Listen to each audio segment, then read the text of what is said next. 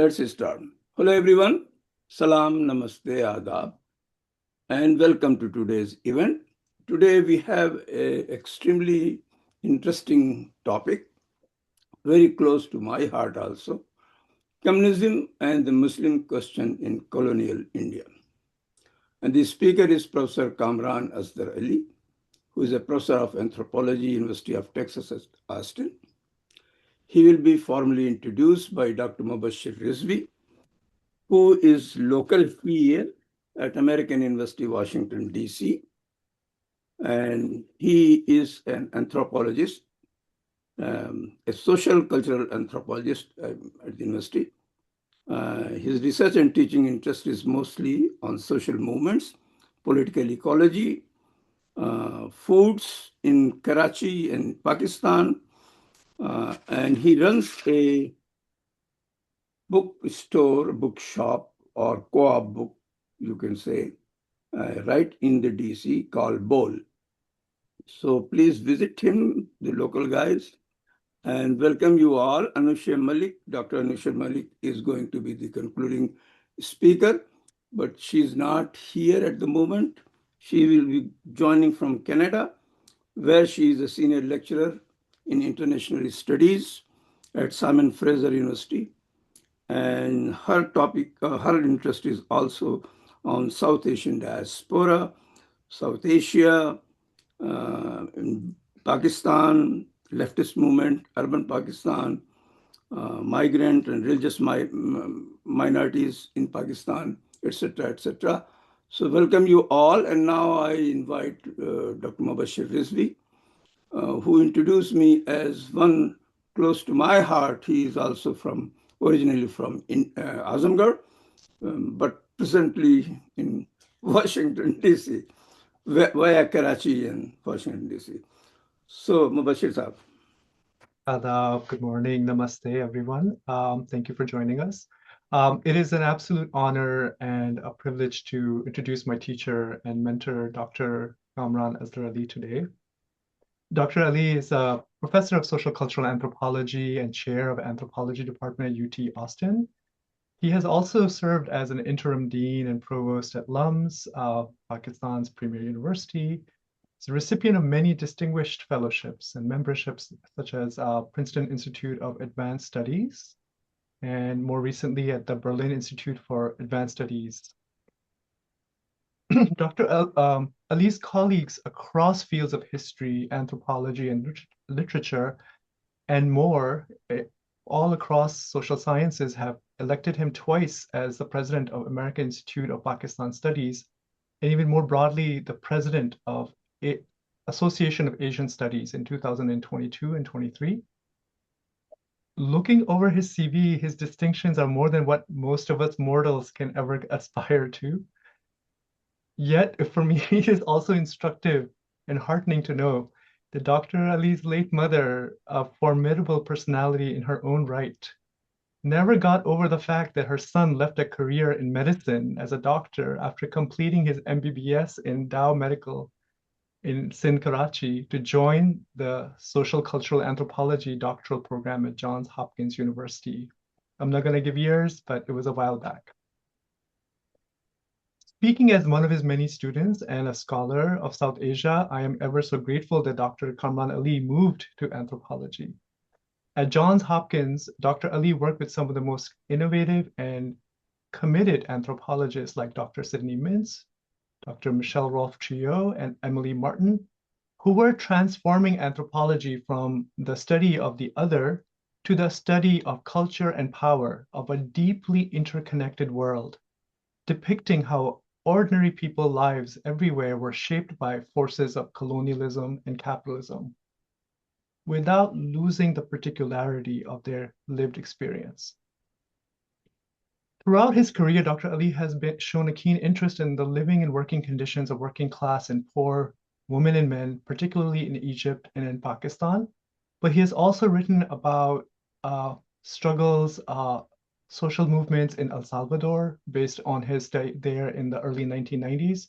That might be surprising for many people, but I've learned a lot from his writings. Dr. Ali's first book, New Bodies, New Selves, Planning the Family in Egypt, looks at the way Egyptian society underwent a transformation from the 1980s to 1990s when the state imposed structural adjustment policies, forced privatization after the Camp David Accords.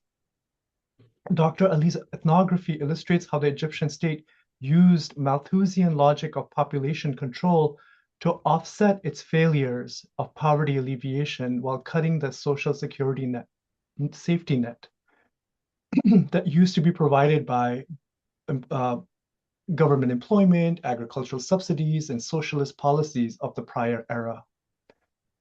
The state medicalized and individualized the problem of poverty through US aid-sponsored projects and encouraged civil society like NGOs to surveil and target women's reproductive labor behavior without listening to their experiences or conceptions of a good life.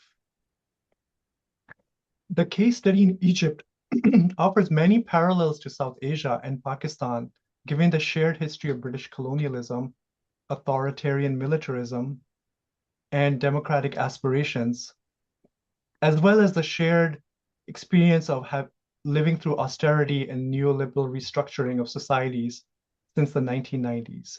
There are a lot of parallels between Egypt and Pakistan, especially, but many post-colonial states. Dr. Ali's concern for gender equity, especially his focus on working conditions of poor women in urban settings, has been a major inspiration for me.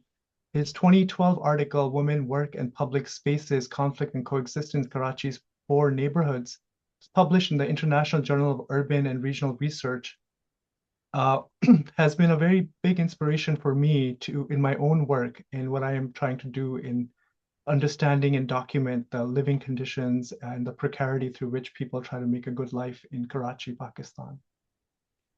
Dr. Ali's work in South Asia and on the Pakistani left is also informed by his own participation, his own personal connections to the left, especially in terms of the social movements in the late 1980s, mid 1980s, and also in the cultural theater, public theater, his involvement in Dastak in 1980s.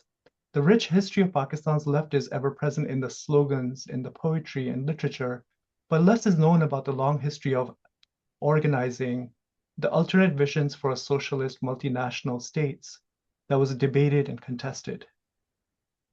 Almost every decade of Pakistan's history has brought forth some radical conjuncture when people have risen up and invoked the history of prior struggles for democracy, land reforms that were popularized by leftist and left organizing.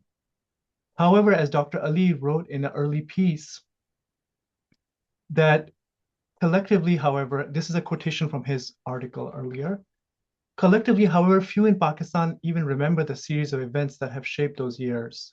The unwritten history of such struggles is connected to their unremembered status in the national psyche. That as participants in these events grow old and pass away, they take away with them crucial pieces of this past. This past, like that of many other collective struggles of the Pakistani people, remains buried in the hearts and minds of the actors themselves. It is seldom shared or celebrated by the nation as a whole. Dr. Ali does more than write history. He performs an act of intellectual recovery. He ensures that crucial pieces of our collective past are not lost as the participants of those struggles pass away. He teaches us that personal is scholarly, the local is global, the personal is political, and the past is ever present.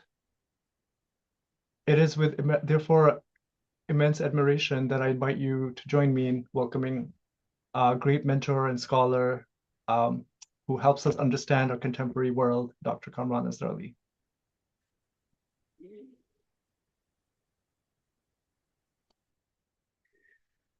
Thank you, Mubashir. That is so kind and generous of you. And it's anyway, what can I say? It's very humbling, and thank you. Thank you again. Adab everyone, namaste. I want to thank Dr. Raziuddin and the Indian Diaspora Forum for inviting me and his colleagues and giving me this opportunity. Um, I don't know. There are different ways that this forum is organized, different kinds of talks. So, but this is somewhat not. This is coming from some work that I've been doing over the years on the left in South Asia, especially concentrating on the post-independence left movements in Pakistan. But definitely that cannot be understood without a longer term understanding of left movements in undivided India, in British India, in the earlier part of the 20th century.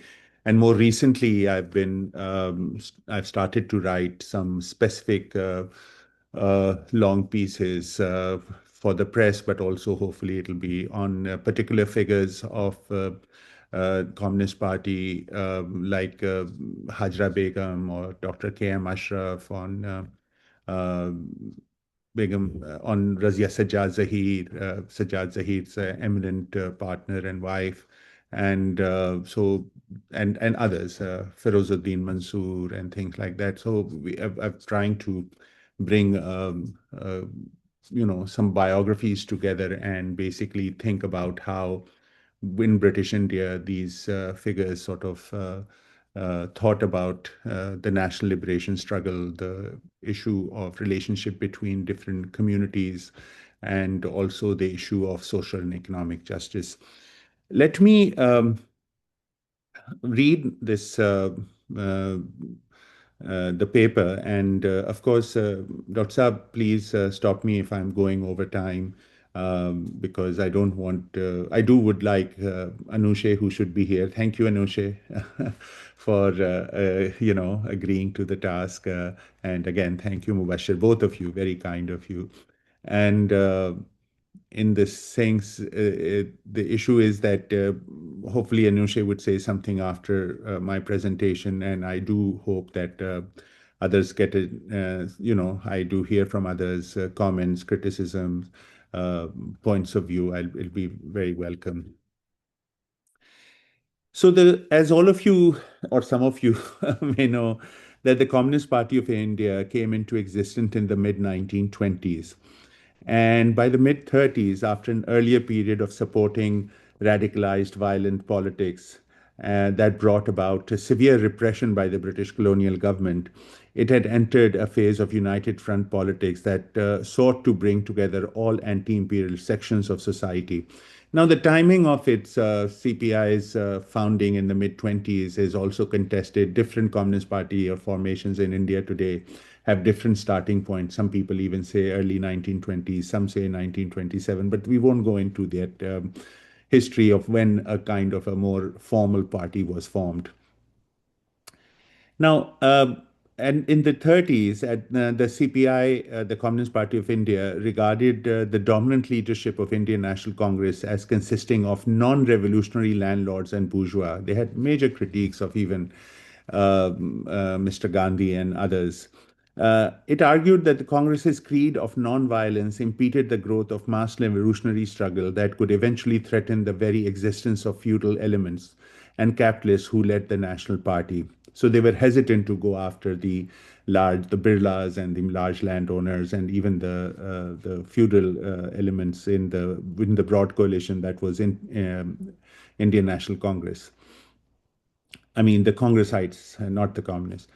Yet, from the mid 30s, the CPI aligned itself with the progressive section within Congress that consisted of people like Jawaharlal Nehru, Subhash Chandra Bose, and even Jayaprakash Narayan, who, according to the communists, were trying to lead the Congress in a potentially revolutionary direction.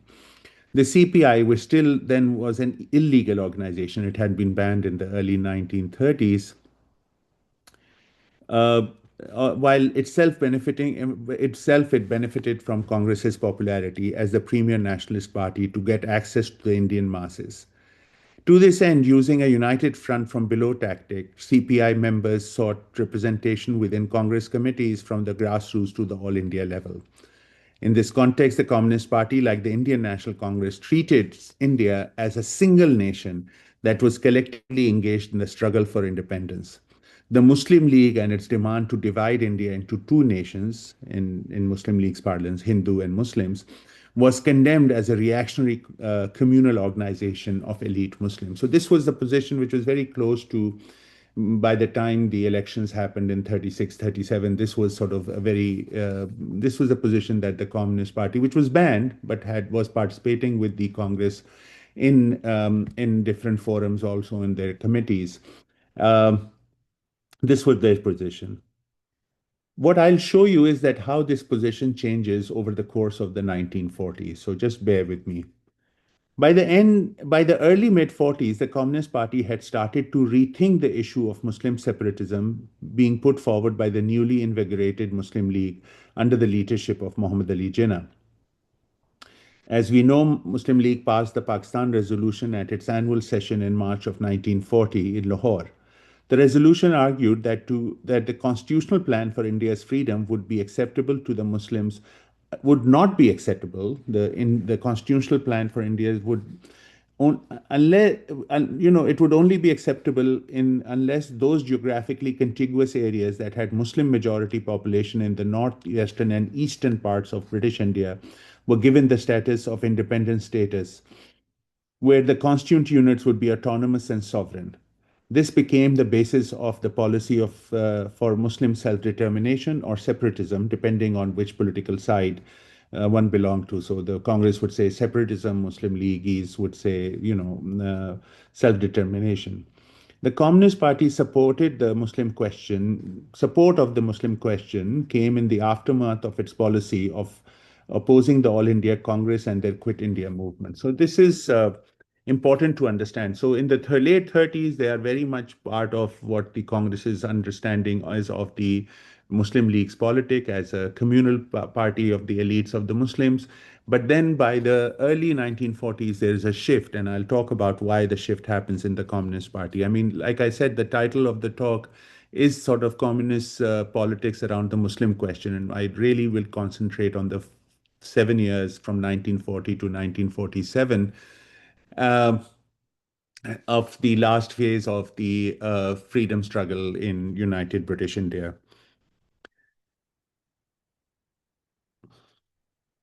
So, as all of you know, that in considering as representative of the Indian national sentiment, the All India Congress Committee met in August of 42 in Bombay under the leadership of Maulana Abul Kalam Azad and passed a resolution to oppose British government's war, which further asked for immediate independence prior to extending India's support as a sovereign nation. So there was this whole issue, and Cripps mission came, and basically the idea was that the British were asking the Indians for its support in the war effort, and the Indian National Congress said, well, we will support you, because there was also, Japan was at the border in Burma. It had already bombed Chennai and Madras and all. So basically they were arguing that, yes, we will support you, but you have to guarantee us freedom and or independence, complete independence, and then we will sort of mobilize people in the war effort. And the British had not allowed that. So in a public meeting in August of 1942, Gandhi called for non-violent civil disobedience to force the British to quit India. The British responded with widespread arrests of Congress leadership, which led to strikes and disturbances, which were at times violent in different parts of the country, leading to further repression and arrests of thousands of Congress workers.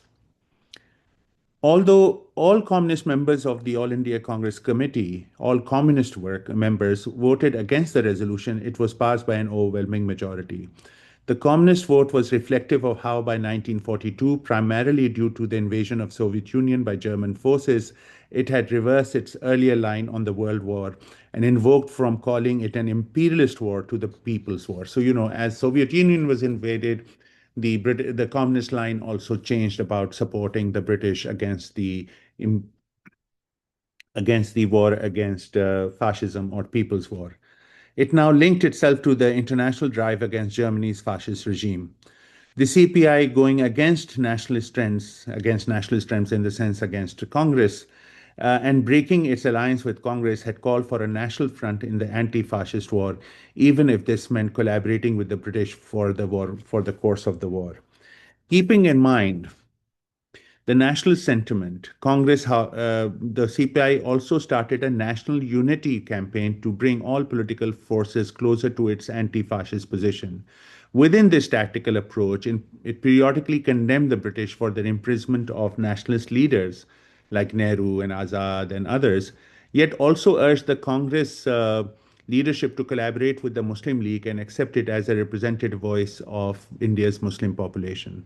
This elevation of Muslim League to a position of parity with Indian National Congress was, of course, not popular with the Congress leadership.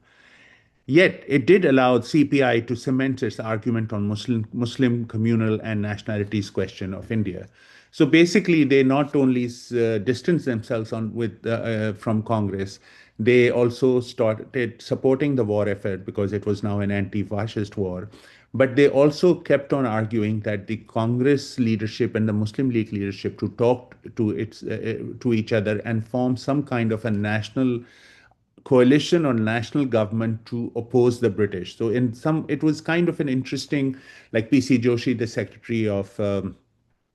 General Secretary of the Communist Party of India, kept on writing pamphlets and letters and kept on calling on Congress to start talking to the Muslim League and Mr. Jinnah. There was also an exchange in 1944 based on this between Mr. Gandhi and Mr. Jinnah. Even within the Congress, people like Rajgopal Acharya from the Madras Congress, they also were sort of saying, okay, the Indian National Congress should not be rigid. Let's form a national government, bring in the Muslim League, and let's talk so that we have a unified stance against the British, especially during the war.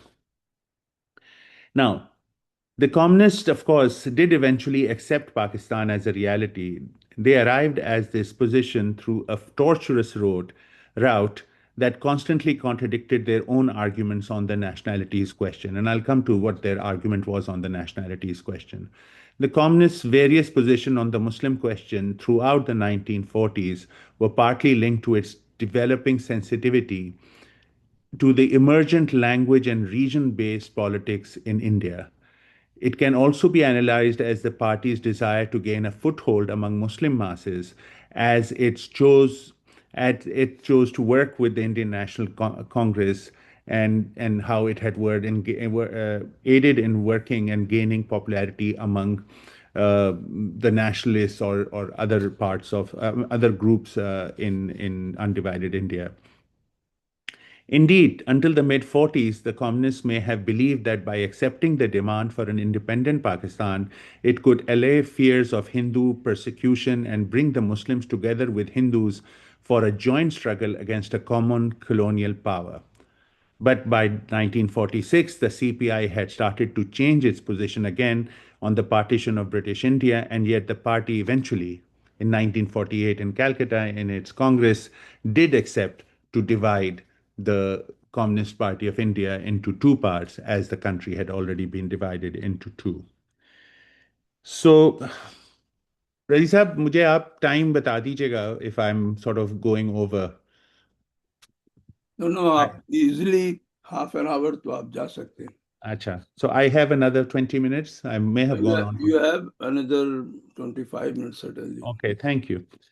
So up till now, everyone understands where I'm coming from. I'm trying to see that this kind of somersault and, different positions the Communist Party of India had towards the Muslim question, starting from the late 30s into the 1940s, and especially around 1942, when Quit India movement starts, it sort of distances itself from the Indian National Congress and then starts not only cooperating with the British, but also starts an argument that the Congress and the Muslim League leaders to come together and create some kind of a national government. And also the idea that this would give the Muslims of India, whether they were in the nationalist movement in terms of Indian National Congress or they were with the Muslim League, a certain kind of space to sort of realize that they are part of a national movement, come closer, and thus a unified opposition could be organized against the imperialist British forces. So, you know, in 1948, I'll just go a little forward. In Calcutta, actually, there was in March of 1948, the Communist Party of India had its Congress. And at this Congress, Bhavani Sen, a senior leader of the Communist Party, gave the report on Pakistan. And he elaborated in this report on Pakistan on the trends on the Pakistan question. And after putting forward two opinions, one that emphasized that the Indian Union was progressive and considered Pakistan politically reactionary, while the other opinion he argued was that the creation of Pakistan as an advance in Muslim freedom from the yoke of Hindu domination. And this whole thing comes from an earlier discussion that in the early part of 20th century, Lenin and Stalin had on the oppressed and oppressor nations, right? I mean, the whole nationalities question, which I'll come to soon. And that's how they were thinking about the relationship between these two communities. Sen gave his own analysis of the situation. After positing these two alternatives or these two opinions, he argued that both India and Pakistan were dominated by reactionary capitalists and landlords who collaborated with the imperialists, meaning the British. He went on to criticize how Muslim League had propagated the false theory of Hindu domination in order to retain Muslim elites' vested interest against its wealthy and more powerful Hindu competitors. To achieve this goal, Sen continued, the Muslim League channeled the anti-imperialist momentum of the poor Muslim masses towards communal politics and played into the hands of imperialist forces that wanted to keep both Muslims and Hindus enslaved. Hence, in his opinion, the central task of future communist movements in India and in Pakistan was identical: to radically change the existing social order and struggle towards the creation of people's democratic states in both countries. Now, his thesis was a culmination, like I said, of a long series of articulation on the Muslim question and on Pakistan itself within the communist movement in India. By the early 40s, as I suggested, the CPI had taken a major position on Muslim question in India and drawn a connection linking the Muslim League's demand for a separate state to the ultimate independence from colonialism. Unlike the Indian National Congress, which was opposed to the division of British India almost until the partition of the territory itself, this Communist Party had in 42 proposed to accept the Muslim separatist position within its thesis of the legitimate right of multiple peoples of the territory or British India. Now, this is an important moment, and if I can explain this, then maybe the rest I can paraphrase and go through it, and then we can open it up. So, I've just mentioned something on 1948 to remind all of you that by 1948, like, 30s I talked about, for early 40s I talked about, but by 1948 they basically did a critique of the Muslim separatism, but then accepted the division of the party, not only the division of the party, but the division of British India. So what was this sort of argument that they put forward in 1942, 43? In a major work by a senior member of the party, G.M. Adhikari, uh, he basically argued in a pamphlet on the Pakistan question, uh, and this pamphlet was very instrumental as a policy paper for the Communist Party of India in 1942 on Pakistan and Indian national unity. And the most critical section that pertains to Muslim question was as follows: every section of Indian people which has a contiguous territory as its homeland, common historical tradition, common language, culture, psychological makeup, and common economic life would be recognized as a distinct nationality with the right to exist as an autonomous state within the Indian Union or Federation, and will have the right to secede from it if it may so desire. Thus, free India of tomorrow, in 1942, he's writing, would be a federation or union of autonomous states of the various nationalities such as Pathans, Hindustanis, Rajasthanis, Gujaratis, Bengalis, Assamese, Biharis, Oriyas, Andhras, Tamils, Karnataka, Maharashtrians, and Miralas. So this is sort of the basic argument they make. So if we follow this carefully, the assessment of the Pakistan question is clear that the main influence on his thesis came from the debates of the nationalities question that occurred in the pre and post Soviet revolution era in Russia and Europe. The discussion is important as it shows the influence on the evolving thoughts on the nationalities question in Indian communism and how Indian communists responded to the Muslim nationalist politics that was gaining ground in the 40s. So Adhikari's, quote that I cited, uh, basically followed the Bolsheviks.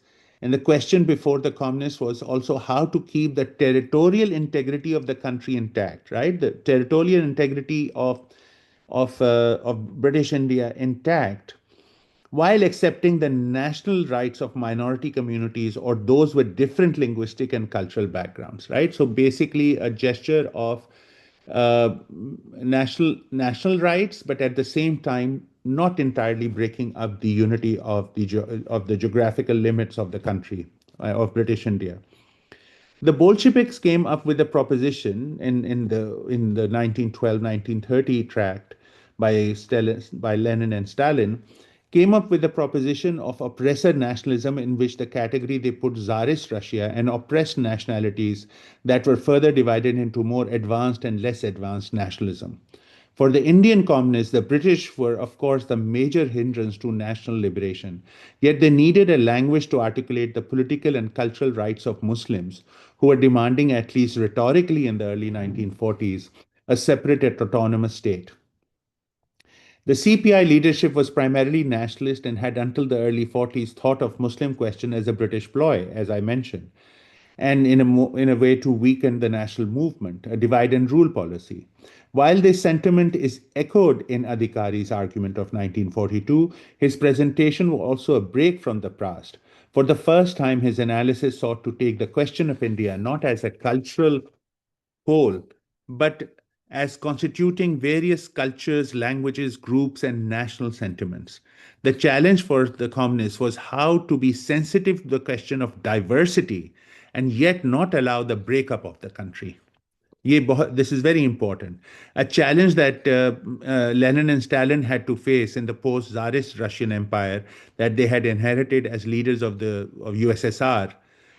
So, to address such a tension, Adhikari in his resolution follows a similar kind of formulation of stages of history.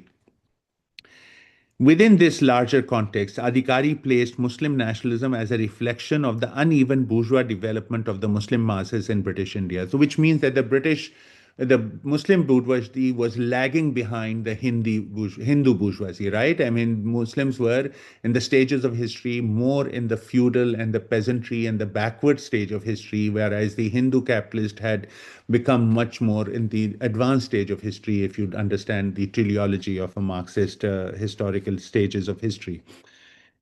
He argues that the Muslims are a more undeveloped and economically weaker national group, have reasons to fear the more dominant and developed national groups such as Hindus, an argument that neatly maps onto the oppressed and oppressor nationalism. He goes on to assert that conditions should be created so that more advanced groups should aid the more backward groups, meaning Hindus should be aiding Muslims to quickly move towards their level. This would eventually lead to a free and democratic India where no nationality or group, now this is also an equation of religious groups to national groups, right? Very similar to what even Muslim League would argue later as Muslims as a nation, right? Or also we look at in terms of the independence of Israel as Jewish groups as nation, Jews, the religion and nationality sort of merge in this argument. Would oppress another, where no nationality would oppress another, and each group would have equal rights to all democratic freedoms. So, for the communists, the slogan at this point for Pakistan was understood as a call for self determination and democracy for all nationalities. Clearly, the right of self determination came with the right of sovereignty, equality, and the right to secession. Yet, On the one hand, the right to secede was acknowledged, while on the other, secession was deemed undesirable until a certain level of social development was achieved. So they didn't want these places to secede if the dominant forces were some kind of not nationalistic or were right wing, right? They only wanted, otherwise they would say that it's in, then the more regressive or the retrogressive communities would be over. So they were interested in also creating national struggle, but also class struggles, and therefore they also had labeled different national question in terms of their own ideas about working class struggles. Like the Bolsheviks, the CPI did not want to divide the country so that different regions could be handed over to what they considered national bourgeoisie and feudal interest. And in Soviet Union, they were called the mullahs and the beys. Rather, the party would determine the decision of secession on a case-by-case basis. The resolution at this point, the tract that Adhikari writes, uh, leaves it clear that the right to separation need not necessarily lead to the actual act, as long as all nationalities are guaranteed free and equal rights and the mutual suspicion of dominance by one group or another is removed. So they intellectually agreed to the idea of secession, but in practice that was not the desired outcome. Now, for the Muslim question, this self-determination of different nationalities, as Adhikari and his colleagues proposed in 1942, in principle at least, the right to secede from the Indian Union was a bold departure from the arguments that the party itself had adhered to in the past. The right of people living in contiguous territories to create autonomous state, if they so desired, clearly signaled the acceptance of Muslim separatism that by 1944 the party openly supported. And there are many writings of Sajjad Zahir and Qawmi Jang, the organ, the Urdu organ, and others thing. I won't go into the detail of it, but basically, different in Communist Party intellectuals basically supported this position in various kinds of articles in the 1943, 1944, even in 1945. So, I'll just read one thing. Yet, this PC Joshi, the Secretary General, published in 1944. Basically, Joshi's paper affirmed, the Secretary General for Communist Party publication in 1944, affirmed Indian National Congress was the greatest national organization of the country for uniting the various patriotic elements. Yet he also spelled out Communist Party's position on Muslim self-determination, urged the Congress leadership to follow suit. In polemical vein, Joshi chided congressmen for denying the Muslim League's leadership and for denying the League's that the Muslim League's leadership was patriotic. And there's a quote which will take up time, so I'm not going to. So, of course, in the same paper, he also sort of argued that according to the amendments,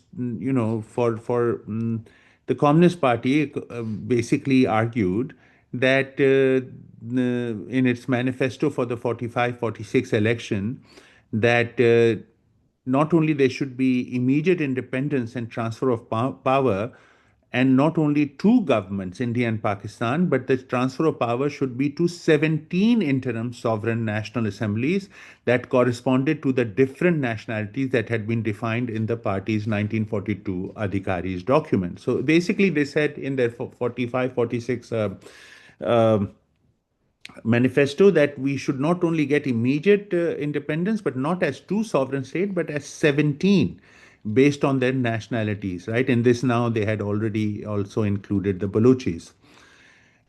And Joshi argued that all contiguous areas where Muslims were a majority should be given sovereign rights to form elected constituent assemblies through a pre-independence adult franchise of such regions' inhabitants. Then, such independent representative bodies could, through a majority vote, either retain a good neighborly relationship with the Indian Union while remaining a separate state, or join the Union while insisting on the utmost autonomy.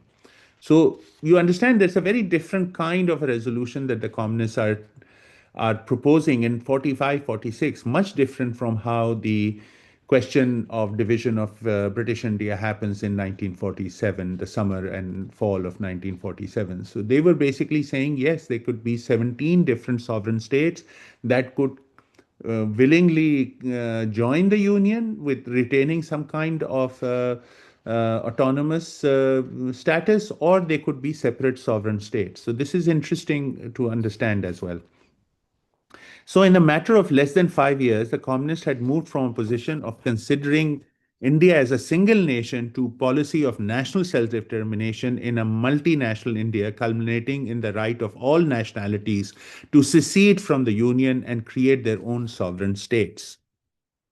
Now, this is still 45, 46, and the communists also participate in the elections of 45, 46. In some cases, a lot of the communist leadership in places like Punjab and Sindh and Bengal join the Muslim League and sort of create very progressive manifestos for the Punjab Muslim League. Anushe and Mubashir knows this, and others may know this history better than I do. And even in Bengal, so they participate. They enter their cadres enter Muslim League. They work with Muslim League to sort of in the amongst the peasantry and the working class, and also have very progressive manifestos talks about worker rights, that talks about nationalization of, or at least creating some kind of a public wealth in terms of taking over certain key industries and all those kinds of things. Very, very progressive. Latifi Saab was one of the if you remember, all remember Latifi Saab, who actually also was the advocate in the Shah Bano case. Now, these days, that film Haq is being played, but also a very major advocate of the Indian Supreme Court, who was one of the drafters of this constitution. Now, let me try to wrap this up. Well, it'll take some time, but despite the desire to work with the League, by the mid-40s, there were other competing and vocal tendencies that shaped the Communist Party's outlook on the partition of British India and the Muslim League. In a paper on cabinet mission, Rajani Palmdutt, who was British, was an Indian Indian origin but lived in Britain and was the liaison between the Communist Party of Great Britain and the Communist Party of India, a major figure in history. His book, 1942 book, India Today, is very important, and it has a devastating critique of Gandhi Sahib. Some of you may know that book.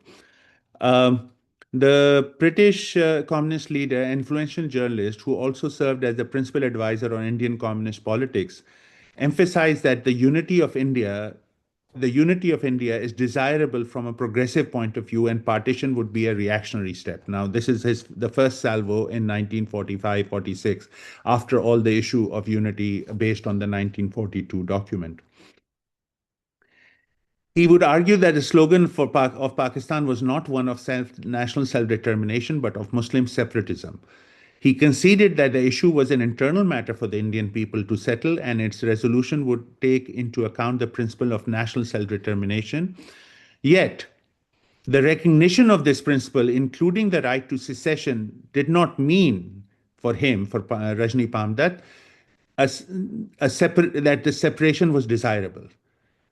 More concretely, echoing Adhikari's earlier argument of 42, which in the interim years had been diluted, a more explicit acceptance of the demand by Pakistan, it was a negation of a more explicit acceptance of the demand for Pakistan. This reversal of re-articulation was soon reflected in a communist memorandum to the cabinet mission on the question. Everyone knows cabinet mission. If you know, we can talk about it. Where earlier the party had pushed for the right of secession for all nationalities, by the spring of 1946, it had gone back on its earlier position and stressed that the best interest of Indian people would be served by remaining together in a common union. And by August 1946, the communists issued a resolution asserting that the Muslim League represented the bulk of the Muslim masses, which is correct, as evidenced by its victory in the 45-46 election. League in that election, if you may remember, won all the central legislature seats, 30, and 447 of the 507 Muslim seats in the provincial assembly. So it was a major, major victory for the Muslim League based on separate electorate, of course. But they distanced themselves from the Muslim League's demand for Pakistan. They accepted its mass following, but they distanced themselves from the demand for Pakistan. They resolved that the demand reflected the feudal and Muslim elite interests that sought to compromise with imperialism for a share in administering a divided India. So their argument was a right of self-determination of different nationalities had put forward earlier, but the argument was that partition should not be the final word.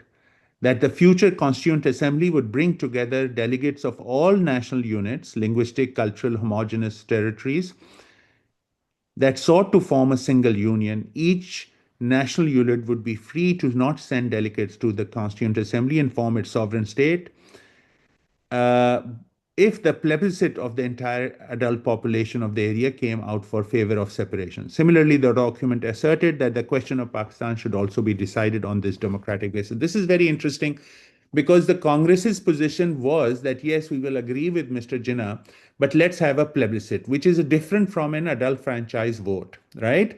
It was basically a referendum.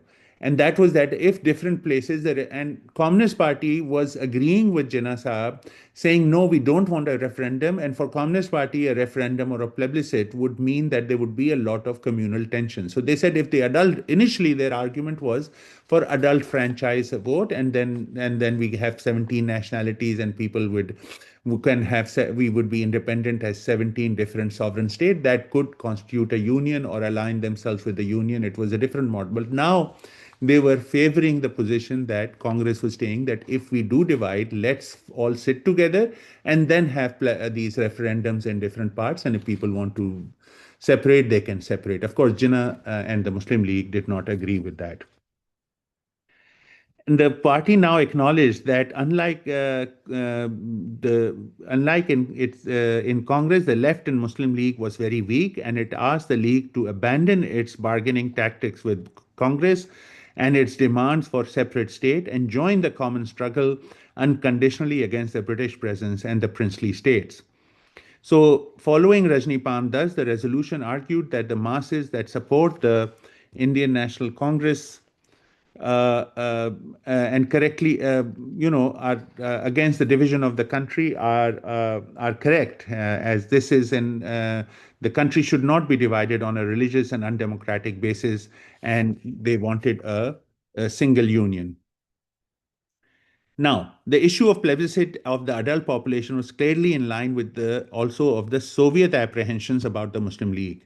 In an article that appeared in August of 45, the New Times, Soviet analyst of Indian politics, A. Dyakov, a Soviet intellectual, had argued that Jinnah's insistence on Pakistan question played into the divide and rule policy of British government, and the League could reach a deal with the imperialists to divide the union with an act from above rather than by democratically ascertaining the wishes of the inhabitants of the regions proposed to be part of Pakistan. So the issue of referendum became also a very important. In August of 45, the CPI itself, following the Soviet line, and contrary to PC Joshi's or the Communist Party Secretary General's earlier mentioned position on adult franchise, was coming round to the Indian National Congress's insistence on plebiscite in the provinces that Muslim League was demanding should be part of a future Pakistan. Now, a unified front, PC Joshi would argue, between Muslim League and the Congress to realize the common goal of independence from British rule was important, and he reiterated the right of Muslim nationalism to establish sovereign states in Muslim homelands, but argued that the Pakistan state should be framed through a constituent assembly that should be formed on the basis of adult franchise of all the inhabitants, Muslim and non-Muslims alike, in the zones to be demarcated for Pakistan. So what I'm trying to say, and I'll end here, is that there's much more to be said, but eventually, so like I said, the story is a long one, and it's lots of ifs and buts. But the thing is that starting from the late 30s to the early 1940s and the war effort, and the communists not joining the Quit India movement, and then basically going for a unity between Muslim League and the Congress, and then by 45, 46, also participating with the Muslim League in the 45, 46 elections, especially in Punjab and in Bengal. And then all of a sudden taking another position and going closer, although their argument was that, and in the Calcutta Congress, they basically did argue that both countries are being led uh, by finance and capital and bourgeoisie and feudal elites, but yet the idea of division of the country would be a divide and rule and favor the imperialists, and the Muslim League was deemed as a communal uh, party where the Muslim elite would had sort of not taken into consideration the aspirations and the struggle of the Muslim lower classes. So this was again, and they were now talking about division of India as something that they were not in favor of. Of course, as the other thing is that this nationalities question became also a very important way of thinking about India or British India as a diverse country with various groups and language groups and religious groups and also cultural groups, and the idea that one could, at a certain point, the idea that one could have independence with 17 autonomous groups that could willingly support or be part of the union or also secede from the union. But all that sort of was kept aside, and eventually the argument that Congress, Indian National Congress, was basically arguing for a united India. The Communist Party of India also was supporting that. Like I said, that after the division of British India in 1948, the division had already happened. Pakistan and India had been formed as two sovereign states. Then the Communist Party of India also divided itself into two parties and sent certain senior cadres from India to Pakistan in order to establish the Communist Party of India, mostly in West Pakistan, because the East Pakistan Communist Party was still under the influence, or at least the political influence, of the West Bengal Communist Party. So it was being channeled through Calcutta. And the East Bengal or East Pakistan Communist Party, but the West Pakistan Communist Party was formed, of course, as you and this is the last couple of sentences, as you all know, that the parts that became Pakistan did not have the kind of developed communist movement. Only 9% of the industrial units in undivided India were in those parts that constituted the territories that became Pakistan. And the largest trade unions, if there were, it was not like Bombay or Calcutta or Ahmedabad or Madras, right? And also the work amongst peasantry was there, but it wasn't as advanced. So the largest trade unions were in the railway amongst the railway workers. Anusha knows this history better than I do. In Lahore, or amongst the tea garden workers in what was part of East Bengal, in Sylhet and other parts bordering Assam, or amongst the dock workers in in Karachi, right? And so there were some industries in what was then Lyalpur, today's Faisalabad, but generally in Karachi there was McDonald, there was Dalmia Cement and others, but there wasn't a large industrial base in Pakistan. So the number of proletariats like we have in, working class culture like we have in places like Bombay or Ahmedabad, or in amongst the jute mills in West Bengal, was not present in what was Pakistani territory. But even then, the people who were working in cadres of Communist Party, which became the territories that were Pakistan, a lot of them were in Punjab, especially amongst the peasantry, the Sikh workers or Sikh communists, and also Hindus in Karachi and Sindh and other parties. And most of them went. So there was very few. The party was totally emptied out of its cadres in 1947, and the people who came from India, along with some of the people who were already in Pakistan, started to form the nascent party, and especially in West Pakistan, but also in East Pakistan. But that's a different history, and that will take another setting to talk about. But thank you so much. Wonderful. I thought that K. Ashraf will also become part of it, but anyway. I can, in question answers, talk about K.M. Ashraf. Yeah. All right. So let's listen to Dr. Anusha Malik for the concluding remark, and then we have the question answer. GN, Anusha ji. Yeah. Thank you so much. And I think I was told I have about 10 minutes, right? You can go. Yeah. Okay. I wanted to start off with taking a minute first to talk about Professor Kamran's broader body of work and my engagement with it, to give context to how I'm going to conclude this, and then go on to talk about this important time period in the 1940s that Kamran already discussed, and some of the themes that for me resonate the most in it, that I think would be useful for us all to engage with in the broader context of being someone who's been thinking through and reading his work for many, many years now.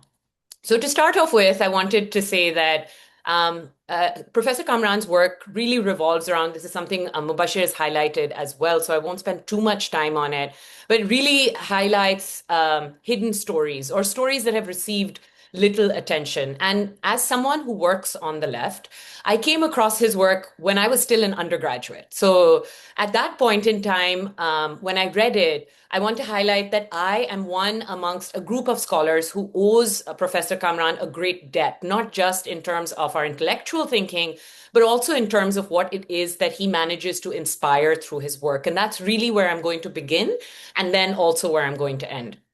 The text that I read at that point in time, when I was still an undergraduate, was titled "The Strength of the Street Meets the Strength of the State." And it was looking at not what you guys heard, which is about the 1940s, but a movement that takes place in Karachi in the 1970s. And I think what's important to see is, and that took me years to understand, but that I hear so clearly when I hear Professor Kamran talking today, is that there is actually a relationship between what happens in the 1970s, i.e., how workers imagine that it's possible for them to come out on the streets and actually achieve something, in spite of what Professor Kamran ended with, that is that there was actually limited industry in Pakistan, and you only really saw it taking off in the 1960s, but not in a throughout the country spreading across. And yet, workers imagined by the 1970s that there could be a leftist revolution, that they could take control of the factories. And I think what I wanted to highlight is that earlier work really highlighted two things for me. One, that the method that we use is particularly illuminating, highlighting parts of history through autobiography, through a detailed study of relationships, reveals things that otherwise may be missing from traditional archives. And I think for me, and then for other scholars who read Professor Kamran's work, it really helped add context through a detailed study of how people made decisions at the time, the relationships they had, and how these relationships were in turn then part of the ideas they formed. And so I want to approach the discussion that we started today, that we heard Kamran give today, through precisely this first theme. The study of individuals and the relationships that they formed is only possible if we use a methodology that traces out how those relationships and arguments took place. And I want to highlight this by the quote that I had initially gotten was the same as what Mubashir stated, but my backup quote to give you an idea of how this idea is something that he has been exploring and expanding on throughout his body of work, and is now something I'm taking from a recent piece that Kamran wrote on Hajra Begum, and that was published in The Wire. And he says, so this is Kamran's words, "By bringing forward the question of erasure, of historical erasure, of stories that go missing, I also want to maintain that we may need to find traces of these forgotten moments in a range of archives and writings. I seek to make a more general point about recording the history of those who are inaudible in the grand narratives of national history projects, And national history projects then would, for me, it's someone who's read this book and who also heard the talk, also refers to the plans that the Muslim League and the Congress had versus those who are not as audible, such as the Communist Party, but also the splits within the Communist Party. Where more formal archives are absent, and I'm going back to the quote now, where more formal archives are absent, perhaps silences may be replaced through a close reading of biographies or other forms of representations, fiction or art. It also points to the somewhat entangled nature of history and memory within South Asia's social and cultural life. And I think it's this point that I wanted to use to segue into the second theme, which for me comes out in his work and which was very much present in the talk that you heard today, which is the global context. So Kamran studies the global context, but explores it through the local context and how actors within the local context made it their own.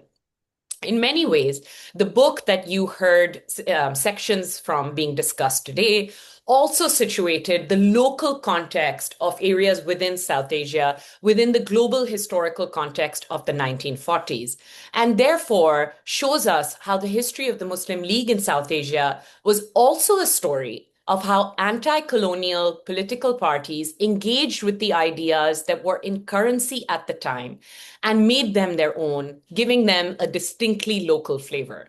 The example of how this was played out was discussed today by Kamran in the context of the 1940s and the communist politics and how it shifted around the Muslim question.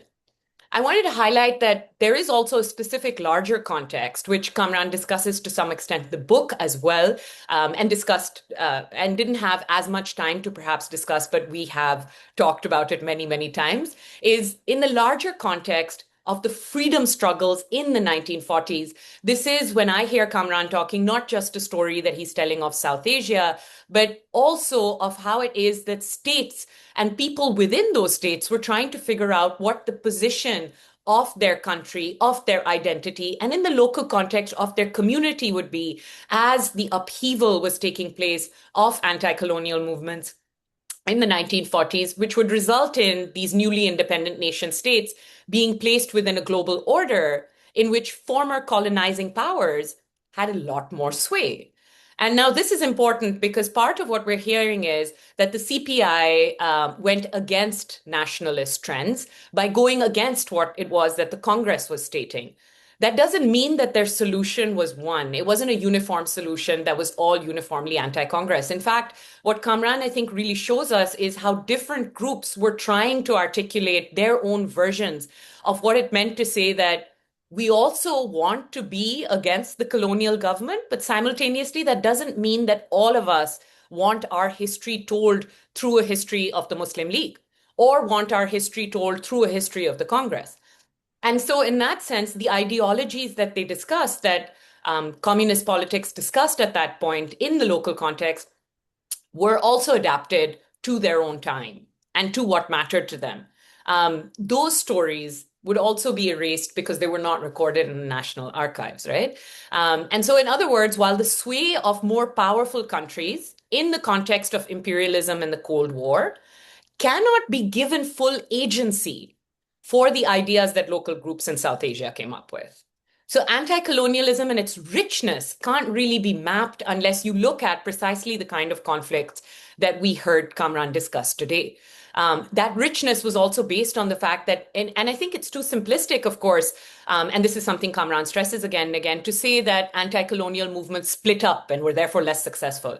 In fact, the kind of analysis that Kamran does, which is very rooted, comes from the ground up, tells you every single detail of what groups were discussing, really shows us that this was trends, variations, shades, if you will, in an anti-colonial struggle that could not be one because the local context in which it evolved was so diverse. And so I think, and this is where I'm wrapping up the second theme, this shows that his work is really pushing us to consider the uneven terrain of anti-colonial struggle. And this brings us then to my third theme that I hear very clearly in the work, which is that how alternatives were being given to the way the nation state would end up being formed. These alternatives that never really made it to fruition is something that we see being talked about much more in the last 10 years. And I think this is perhaps the most important context that really positions the book within important seminal texts that also have been written about after Kamran's work. For example, he mentioned how the Communist Party actually had an idea of several nationalities, and I think the number was 17, instead of the two alternatives that were being discussed by the parties that we all know about, which is the Muslim League and the Congress. So, in other words, our world did not have to end up as a world of nation states. The countries we see on Google Maps really hide an important reality, and that reality is a reality of alternative visions, of local context. So part of what I'm trying to argue at this point is that Kamran's work really shows us that that many scholars in the present day, in the context of Asia and Africa, have also been highlighting that the local context within South Asia was trying to come up with different versions of how the state, how the future could be imagined, how communism could exist. And part of that involved compromises that in some cases conflicted with one another. And this is where I want to begin to wrap up. I think about this, and I was thinking as I was hearing Kamran speak today, that in my classrooms, I'm constantly telling students that when I first stepped into the undergraduate classroom over a decade ago, the world was very different. Everyone now knows in the contemporary period, younger people particularly, that there's a thing called colonialism, even within North America. But what does it mean? How did this thing play out? What other fever dreams of freedom never actually became a reality? And that is what Kamran's work really shows us. And so in the final analysis, Kamran's work is important not just in the work that it does, but in what it shows us in the detailed granular analysis of the left and the Communist Party and the decisions it took in this seminal global moment of the 1940s that allow us to understand the relationship between nationalism, anti-colonialism, and leftist politics. But it is important in two other senses that were not discussed today. One, in the local context of Pakistan, it is important reading for younger people in the country. I would make my students, while I was teaching in Lahore, read his work because it's important that they know that their own history involves such movements that may not be preserved in national archives, that may not have resulted in a red revolution, but the fact that people believed that they could matters. And it matters to local groups also on the ground who also engage with Kamran's work in fronts such as study circles, for example. Part of what Kamran has done is preserve this history through making digital archives, for example, like the papers of Sajjad Zahir. And I want to end using that section with a much more personal story. So I promise I'm wrapping up here. When I was younger and I went to an archive in Amsterdam, the International Institute of Social History, I thought I had discovered material that I had never heard of before. As most people in their 20s tend to think, I had thought that I had found things that were substantially new and extremely exciting. And soon after was one of the first times I met Professor Kamran. And I told him about this and he said, oh yeah, I have all these photocopies in my suitcase of precisely this material. So what I want to highlight to you guys is that it's been decades since he's been gathering material that then can be used to highlight these histories. And that's really where his work and Kamran's legacy can really not be understood by just something that you can read and I can ask you to go and look at, or that he can tell you about in a book talk. And that is the generations of scholars who work on this, who he has influenced, mentored, and crucially supported. Because more recently, when I was trying to look up an individual who I only found in a number of papers, Professor Saghir Ahmed, and I again went to Kamran and told him, hey, I'm really excited. Since then, and it has been 2 years since this, Kamran has sent me scans of material that he's found. He has gone physically and made scans and sent these to me.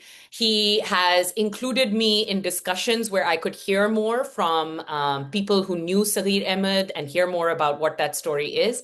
When I write something, it will only be possible because of Kamran, and people who hold you up and make such histories possible. And so I want to wrap up with this, that while I began with saying that he writes about relationships, he also forwards those same relationships, making such scholarship possible. And I, as well as a generation of scholars, therefore owe his work and what he does have a great debt to that. So I'm going to stop right there. Thank you so much. Thank you so much. It was a wonderful session. And before we go to question and answers, we have to this announcement for the upcoming Saturday. Upcoming Saturday, we have 3 speakers, all from Aligarh Muslim University, 2 from English department. The main speaker is Professor Vibha Sharma, who is a very visible presence in the campus on multiple level. She's a senior professor of English, and Professor Rizwan Khan from English department, Professor M. Jahangir Warsi from Linguistic department. They are going to talk on rethinking the idea of the university in the 21st century. So stay tuned to that and please join coming Saturday. And now over to Dr. Rafat Hussain for moderating the question and answer session. Rafat. Hello, thank you, Dr. Raziuddin, and thank you all 3 speakers, Professor Kamran Asdar Ali, and Dr. Mubashir Rizvi, and of course, Dr. Anusha Malik for a wonderful concluding remarks. Thank you so much. And unfortunately, I do have a hard stop at 12:30, so Razi Bhai will take over, or the Faisal will take over the question and answer. My sincere apologies for though, because I have to attend something very important. So there is a question. So those who know the process, there are 2 ways to ask the question. One is raise your digital hand or show your comment or the question in the chat box. So there is a long question from Dr. Nazir Ahmad, and I'm not going to read the background. I'm going directly to the question. Sir, centering on your incisive comments about a state economy in a multinational state, the crux of the question was, does sovereignty reside with the individual and flows up through delegation to the state, or does it reside with the state and flows down through to the individual, and by inference to local cultures through a negotiated constitution? This question was never tackled by the Indian elite. Jinnah came close to 8 in his well-known 14 points, which vested residual powers with the provinces as a counterpoint to the Nehru report, in which the residual powers rested with the central national state. How could the communist ideologues, wedded as they were to maternal dialectic, which inexorably leads to a centralized state, articulates and advances decentralized political structure where autonomy belongs to local culture? Nazir Saab, you should have asked a simpler question. Okay, thank you. Go ahead, please. Or you can read it, because Nazir Saab is good asking in person. No. Thank you so much, Nazir Saab. And first, I must thank both Mubashir first and Anushe. Thank you so much. Very, very kind of you. And remind me to ask both of you to leave a will that my obituary would be written by both of you. So, you know, or at least have a memorial for me someday, right? I mean, but no, thank you. Very kind. As all of you can understand, these both Mubashir and Anushe are very close to me personally and intellectually, and I learn from their work every day. And so it's, yeah, there's a lot of, apart from our scholarly solidarities, it's also about affection and other kinds of bondages. So thank you both. Thank you both. Uh, Nazir Saab, I don't know exactly this particular question about individual sovereignty or states, but let me, because you raised the 14 points and others here, maybe Anushe would be, and others here who know the sort of interwar politics in British India better. But as all of you know, that the Nehru Report of 27, the Motilal Nehru Report, basically one of the issues that the Muslim League had was the denial of, or at least not acceptance of, the separate electorate. And this whole sort of argument was being made around the issue of how dominion status or some kind of autonomy was to be given to India. And of course, based on this kind of, and there was other the Simon report as well.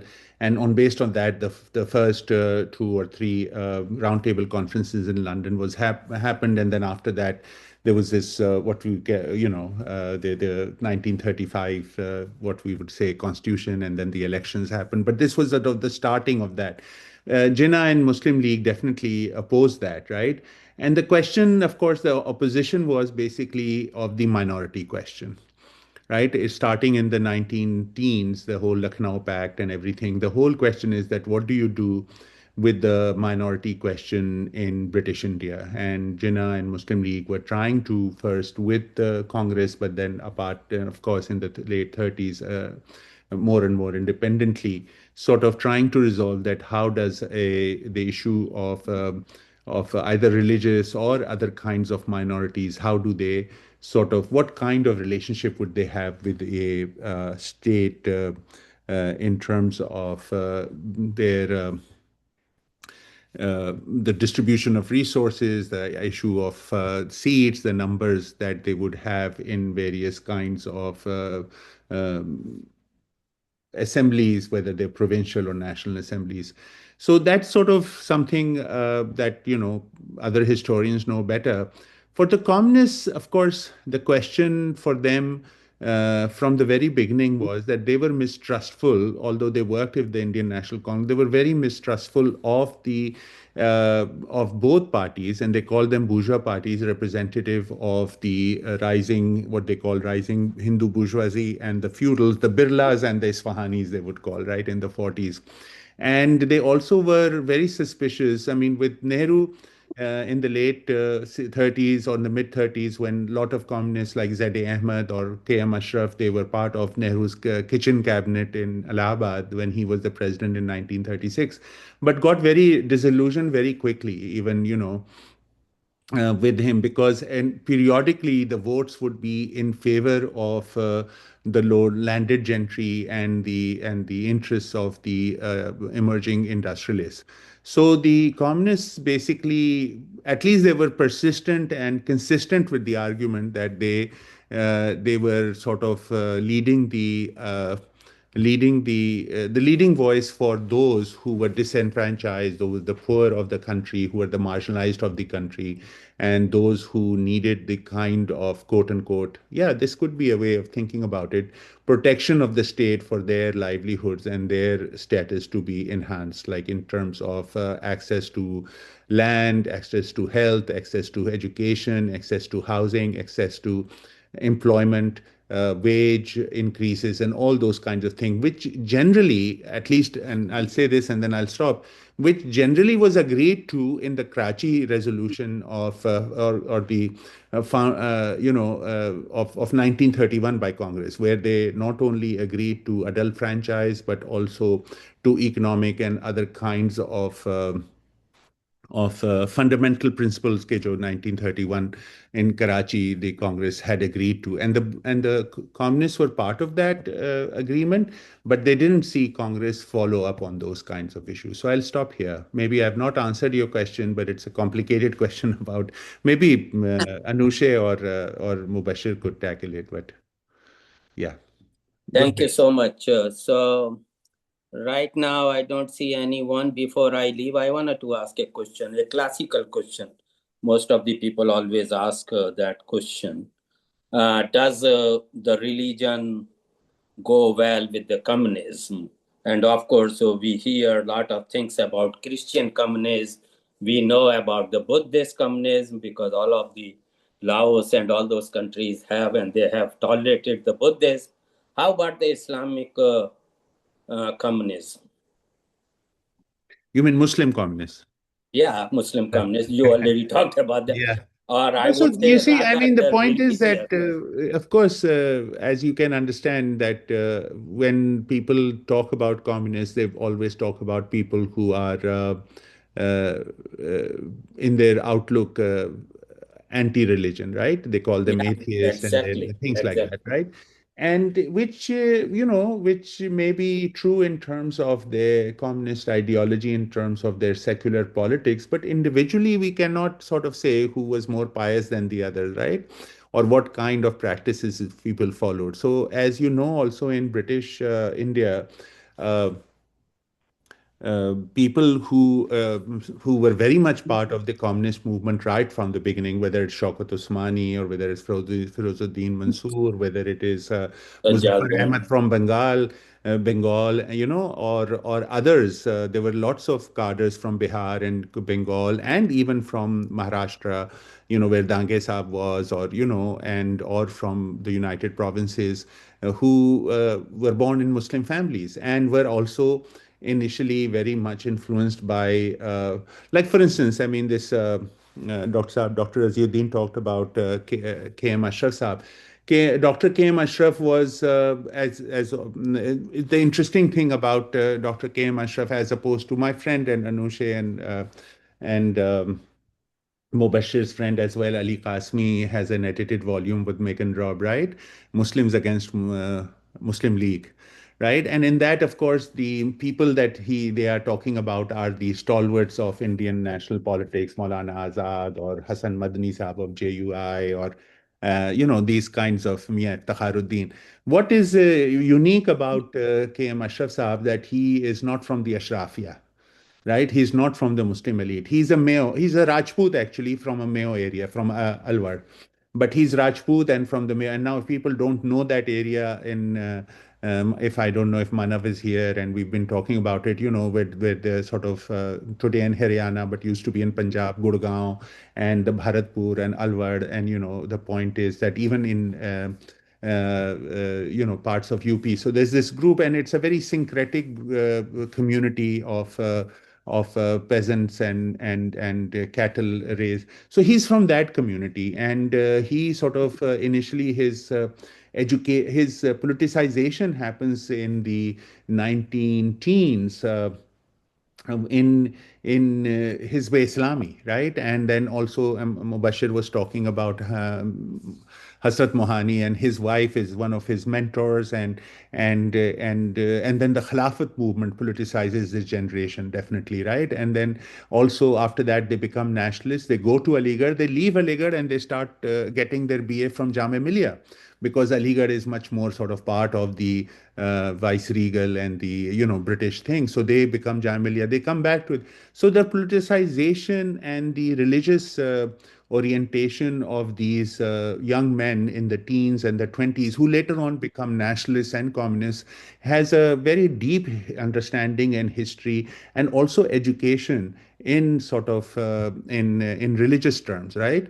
K.M. Ashraf is very close to Muhammad Ali Johar. So in 1922, after Chauri Chaura, when Gandhi sort of said, no, we don't want any more of this Khalataf movement or Satyagrah to continue, there's a disappointment amongst the Muslim cadres. Of course, even Mustafa Kamal does things so that the Khilafat movement becomes a problem to support. But even Mohammad Ali Johar moves a lot to the right, and he's very anti-Congress and stuff. But Dr. Ashraf, who's much younger, is very close to Johar, Mohammad Ali Johar, and goes with him on scholarship from the Raja of Alwar to England and lives in the same house. Although Maulana Saab's, how should I say, politics had become much more, quote unquote, right wing, or more sort of religiously oriented, or at least on the Muslim question, personal relationships continued.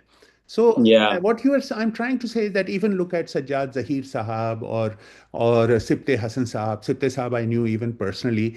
They were people of, I'll say this, when you say Muslim, they may have been not very religious people, but Sibte Sahab would go on Ashura to and to No, Ashura Majalis and things like that. And they were also very much a product of a particular, well, Thank you. Sifte Saab was from Thank you Azamgarh, so so Raziuddin Saab may know him, Yeah. know his family. So, So I'm saying Rafat, that kind yeah, of culture was there. Sorry, I'm interrupting you. Go ahead. yeah, Rafat is about to leave.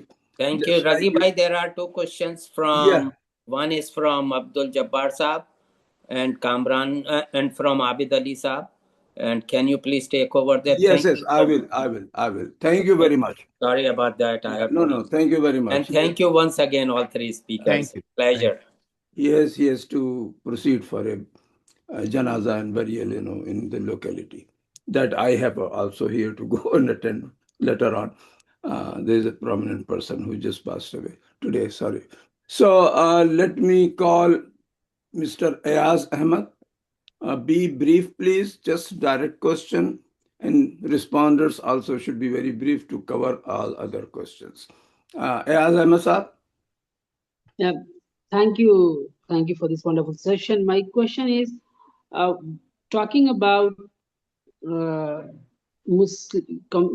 communist Muslims and communism and Muslims.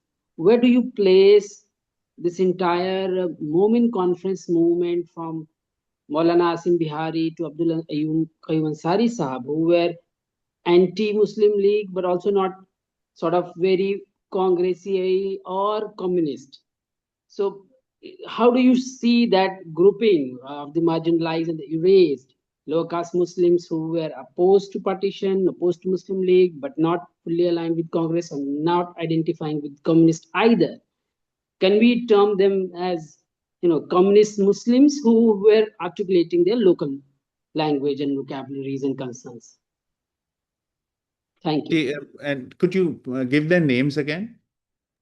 Um, Maulana Asim Bihari, who was associated with Momin Conference movement, and Yeah. Maulana Abdul Qayyum Ansari Sahab was also fighting against partition Muslim League.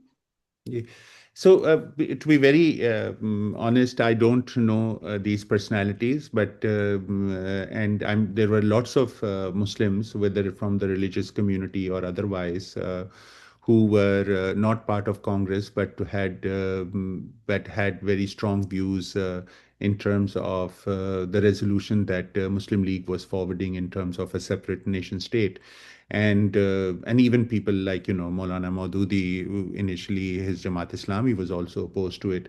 The Momin conference may be slightly different as well, because as you know better than I do, the Momins basically is now we would call them the Muslim Dalits, right? So this politics of the Momins in Bihar, especially in after the 1936-37 ministries, became very prominent. So in that sense, to how to sort of align themselves in terms of the Congress ministry, but yet not also totally in support of that. So there is also a caste, or a Muslims don't want to use the word, but a caste politics in Muslim political life that is actually quite ignored and not thought of. So maybe you referring to this or there may be books that I'm not aware of, but the point is that the lower caste Muslim politics, the Muslim Dalit politics, what we say, has been totally erased from our histories as well. And there should be people in India or in South Asia who should be working on this.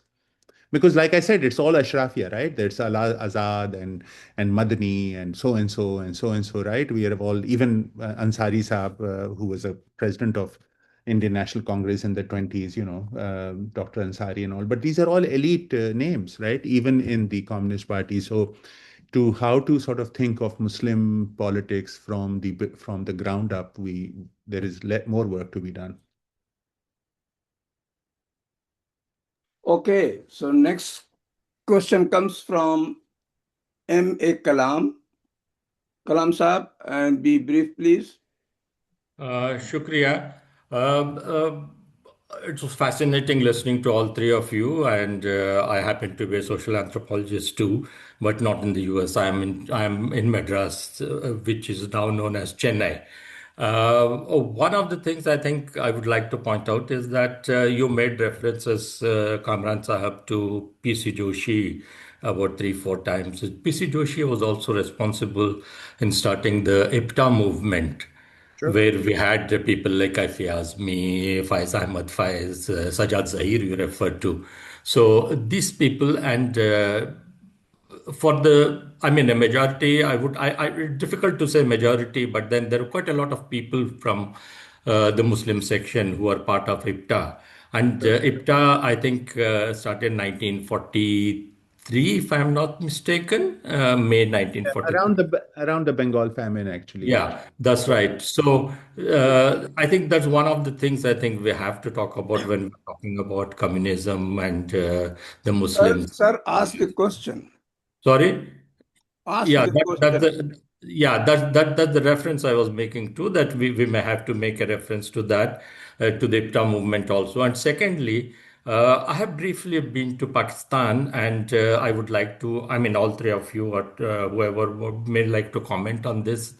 To what extent the left movement in India as well as in Pakistan has played a role in the development of social sciences? Thank you. I've been only to Islamabad, so it's a very limited kind of a thing that I have to Pakistan. But then when we talk about social sciences, Thank you. Thank you. history, economics, political science, sociology, anthropology, they have taken different kinds of tracks and developed differently in the two different countries. Thank you.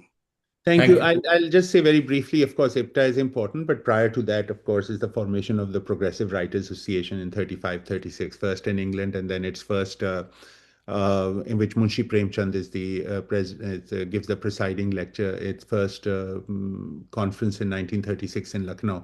So of course, that history is important, and people have written about it, and IPTA is very, very important, and it continues to be. But on the issue of social sciences, amongst the three of us, actually, Mubashir has too, but the person who has really taught in Pakistan the social sciences and humanities is my friend Anusha. So she will answer it just about Islamabad. Though in Pakistan, it's not a joke, it's a reality. We consider Islamabad not in Pakistan, but 10 minutes from Pakistan. So, so anyway, Anusha, if you could answer. If you want to, I mean, otherwise I could, but go ahead. I think Professor Kamran will obviously be able to answer it as serving as the dean of the university that I taught at. I think it depends in different contexts. I think in every university has a story of how the social sciences evolved. In LUMS particularly, it was actually the product of a group of people who were very invested and did have knowledge of the left, but were not then directly connected to leftist movements. I think the more fair thing to say would be that it's definitely inspired by leftist movements. A lot of the people who, in different fields, you know how the social sciences and then there's economics, right? So it's always two different. But yet within the Pakistani context, at least all the economists who are working on the ground, who form different institutes, were very influenced by the work of the left, and many of them, especially in the context of Karachi, Kamran knows personally as well. But people who I worked with as when I was a student, even as a form of an RA, even before I met them, when I went back and joined LUMS as a faculty member, we were made to read leftist texts, and I think that's very important in understanding why all of us then, even though the university I went to was technically a private university, and yet was very actively involved in the movement against the Pervez Musharraf, for example, that took place in 2007, because we had read all these texts, right? And so in that sense, I think your question is valid. There is definitely a link between leftist texts and being inspired in the social sciences.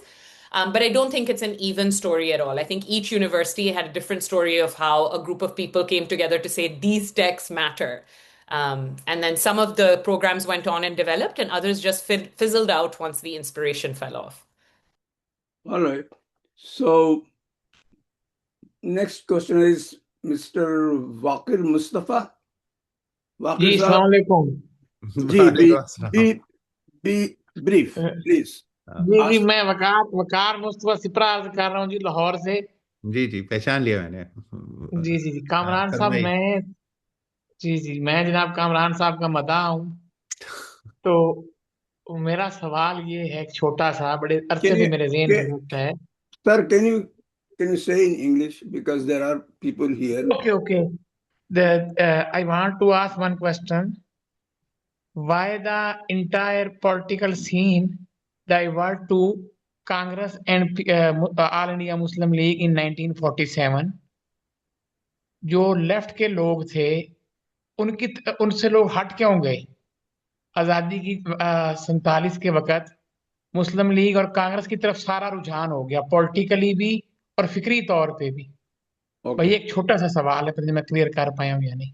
Yeah, no, thank you. The question being that why did people move away from the Communist Party or the Communist movement at the time of partition in 47 and basically move towards the Indian National Congress and Muslim League? Now, that is partly an understanding which one can agree with because, you know, the elections, 1945-46 election on the basis of which the partition was formulated and the government that was formed, the provincial government in 1946, was based on mostly the votes that these two political parties got. So in some way, in ways, it wasn't even a dull franchise actually. Not everyone, you know, there were certain kinds of criteria of who could vote, but that is, and then the sentiments that were sort of created in terms of identity politics, in terms of, you know, Muslim nationalism or otherwise. So there was that. But to say that the sentiment was against, you see, I mean, this is also a time of great upsurge in Indian national politics. You have the Telangana movement in the south. You have the Tebhaga movement in the northeast. You have the mutiny of the in on the dockyards, right? And you had the INC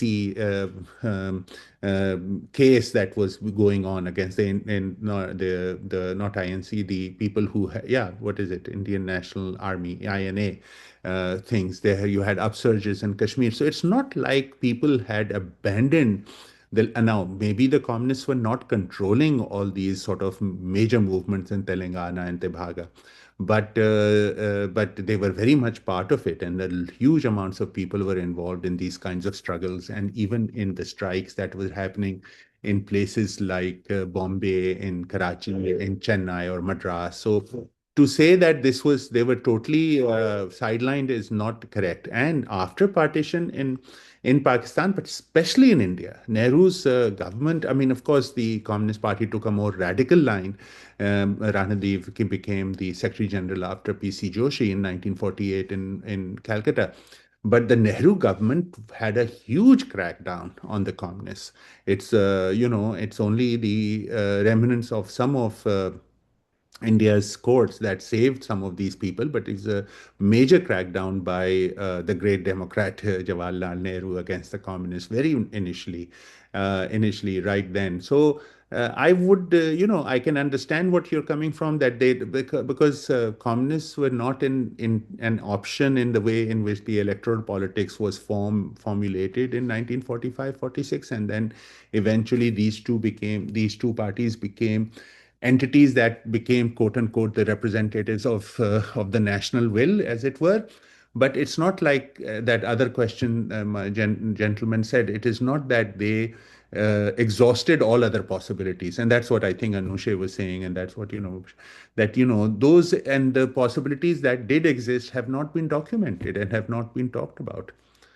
So Thank you very much, Dr. Saab, Dr. Kamran. Thank you very much. All thank right. you. Nice to hear your voice. So the next person is Abid Ali Saab. Thank you, Kamran sir, for your talk. And I just want to ask a quick, and my question is that as the CBI was engaged with the Muslim question and with the class question and with other questions, but how CBI engaged with the question of Islam, or Islam rose into the politics, because the Islam questions at that time was also surfaced. The Ahrar party was there at that time, and then the Jamaat Islami was also emerged at that time. So how CBI approached this question? Are there any debates or discussion inside the CBI about the role of Islam into the question? Yeah. So I agree. I mean, you're talking about Allama Mashraqi's group and Maududi's group and things like that. Like, I think the CPI, not everyone, but Dr. Ashraf has written about that. Dr. K.M. Ashraf has written about it, when others as well. First, actually, it's quite interesting that even other, if you look at the archives, it's also interesting in terms of the Khudai Khidmatgar, Ghaffar Khan, who sort of, you know, thought of this stalwart of nationalist politics in the northwest of India, in the what we would now call Khyber Pakhtunkhwa. Everyone knows Khan Abdul Ghaffar Khan. In 1942, with the when Rajagopalacharya has a say, okay, we should, the Muslims and the Muslim League and Congress should come together. Ghaffar Khan supports that, but people like Azad and all sort of don't want him to sort of go public with that. And I have documents to really. So there is a certain way in which also Muslim politics is very fluid, right? Whom we think of anti-Muslim League may not be always following the Indian National Congress line either.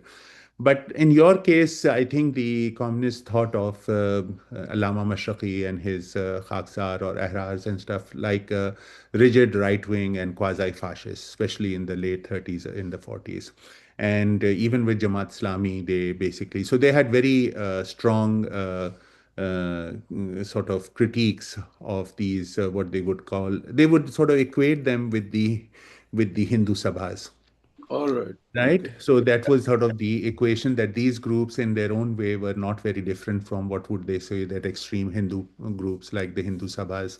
And that is also, I'm sorry, Raziuddin Sahib, I'll just say this is also one of the fears that Nehru in his, and I have a document in which there is an interview with Z.A. Ahmed, who was a very major communist leader from UP.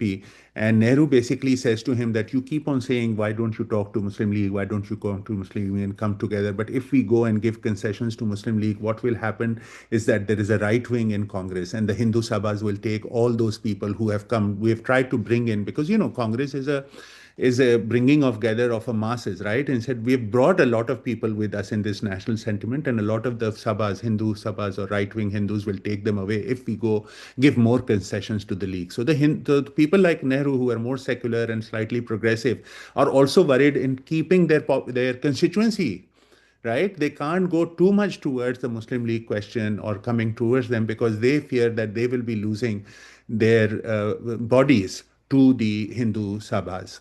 And that Okay. is also a problem on the Muslim League side, that they are also sort of contesting with other Muslim voices that are sort of not considering them as the only legitimate voice of Muslim sentiment. All right. So the last question from the audience is Dr. Jabbar. Thank Dr. you. Jabbar?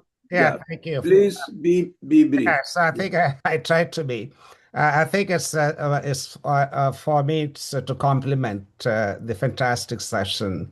I'm from Tamil Nadu. I was born after independence. So I wrote that in my chat. I can read it back. So personally, I was not affected by the horrors of the partition. So that is the experience of many Southern Indians, South Indians. That's what when I talk to people. So I think another question always comes, was partition inevitable? So I just asked for chat at the AI Gemini that put the question, asked the question, it just came back with the elaborate answer, kind of summary. So I don't know whether Don't entirely depend on that. No, It's No, no, I no. can't I compete think with AI, yeah, no, no. you I can't mean, I compete. think that So please don't go on that. Yeah. no. You have a question? नहीं No. Doctor साहब बोले हाँ Yeah. No, I think you have to depend on certain technological.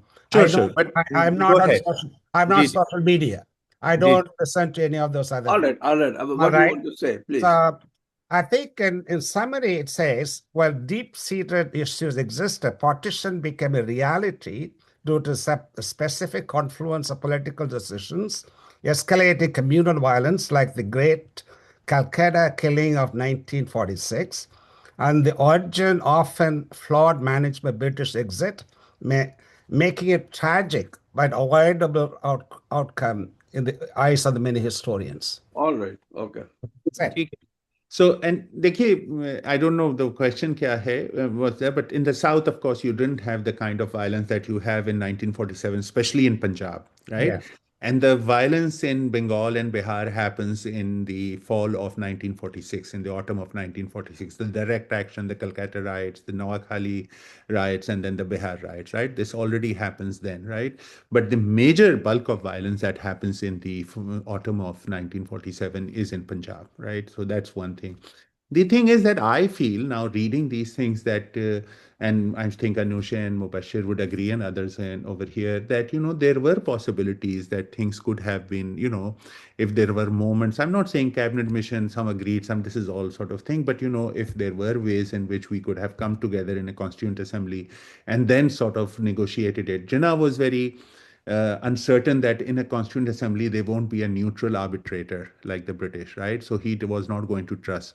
And Jinnah's own personality, and I have right now a book, Nehru's All India Congress from Nehru Memorial Library. I know it's called something else now. I just got a whole set of letters, documents on Nehru from the 40s in Urdu. And that Nehru wrote him. He wrote in, I don't think he wrote in Hindi, he wrote in English and in Urdu. And he basically abhors Jinnah's personality. He finds Jinnah obstinate and a person he cannot trust. So there's also this personal stuff going on, right? He just says that, basically he is this Allahabad, high caste Brahmin who has very finesse notions of the world. And I think, I'm sorry, and I think in Pakistan I'll be banned and in India. But, Jinnah is a sort of comes from a mercantile class from Karachi, who may have been very urbane and wearing Savile Row suits. But I think Nehru his sensibility Jinnah didn't come across as someone he could. All right. That is going a little bit on the for that side. So let's stop You it right don't. I there. mean, this is what he's writing. I'm not saying That's fine. do you want me to quote him? That's fine. That's fine. Yeah. We can have a different episode on Nehru versus Jinnah. But thank you very much. I mean, they were writing to people. I'm not saying that I agree with it, but I think this may be partly the mistrust. It's also personal. That's what I'm trying to say. It's not only about policy. All right. So just everybody said whatever. My brief one question, and then I have to go to a burial. Sorry. That's where Rafat has already started. In Pakistan, I mean, unlike India, in India, although the communists are now very down, but they had a very successful time also. Just 15 years back, 20 years back, highest number in the parliament, 53, even 60, reaching 59 or something. And they ruled the states and all those. Still, you can see a lot of them on the streets. There is a popular, search all the time on trade unions. Unlike that, Pakistan never had experience on the roads, on popular, industrial areas, any real big trade union demonstrations or pressure creating on the government. I don't think that it was never, except your intellectual classes or circles where people can talk something on the left, but not on the public space. It's very difficult. It's still very difficult.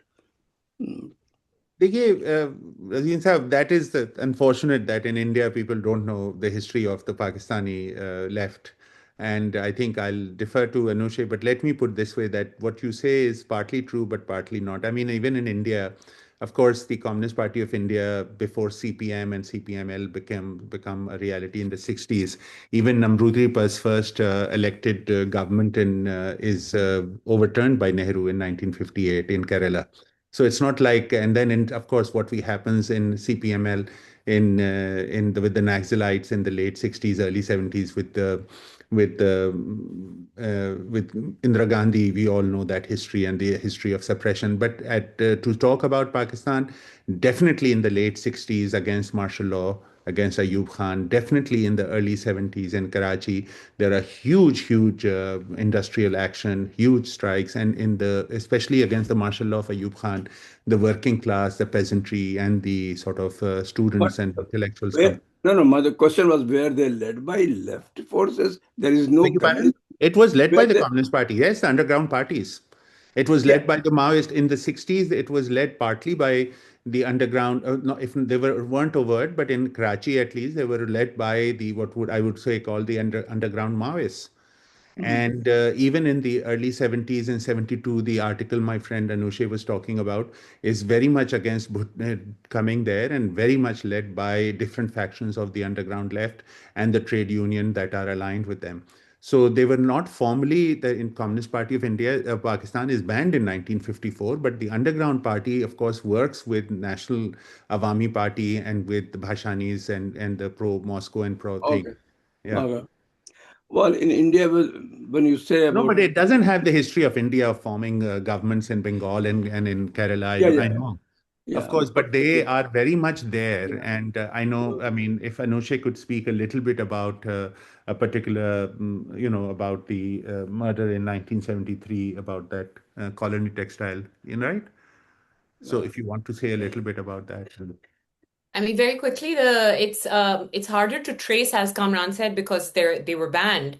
But all of the old cadres of the Communist Party were involved in labor unions in certain sections of the city, and then they had been coordinating with student unions throughout the 50s, but in more underground fashion. And then when the movement emerges in the 1960s, it's those networks that they utilize. So the only way we can really study that is by understanding how those networks made the movement so big. But people who studied only the movement of the 1960s in Pakistan said, oh, this is all about the PPP and the Pakistan People's Party. Whereas studying those networks shows us that it was the leftist groups and the old cadres of the Communist Party that made the PPP what it was. Otherwise, it would not have existed. And I'll just stop there because I know we're short on time. All right, with this, thank you very much. It was a wonderful session. And hopefully people have gained something, some information. Every session brings some new information. We gain new insight. And hopefully we learn from history. So thank you, Kamran sir. Doctor, if I can say something on behalf of Anushe, Mubashir, and myself, thank you so much for inviting us and giving us the opportunity to share our views. Again, I want to thank Mubashir and Anushe deeply for this. But also, as you understand, that your forum also allowed of in ways in which all of us should try and continue to try, that we have to cross these borders. Right. Yes. And the way that dialogue should happen, and where it is not possible now for us to visit these two nation states that are not allowing us to meet, your forum allows us to sort of come. And we try really to bring people from Pakistan side. One of the speaker will be your, what is the name in Lams, Ali? Ali Raza or Ali Qasmi? Qasmi. I asked him, his book, Muslims Against Muslim League, is very, there is something that will give some more insight. So he is going to give a talk. And of course, Parvez Bhai, multiple times he was here, Tariq Rahman, some others, many. But to tell you the truth, we can't find many. I mean, there are not so many who can talk on the broader, unlike, even if you dig JNU, you can find, 200-300 who are on every subject. So anyway, I'm just saying that even though I would like to bring them more and more, is somehow either they are reluctant or somehow I don't find it. But anyway, thank you very much. Thank you very much. And Mubashir Sahab, I will see you. Thank you. And Azamgarh connection, we will talk. I invite you someday, right? Thank you very much. Thank you so much, friends. I'll write to you. Nice to meet you. Shukriya, Dr. Sahab.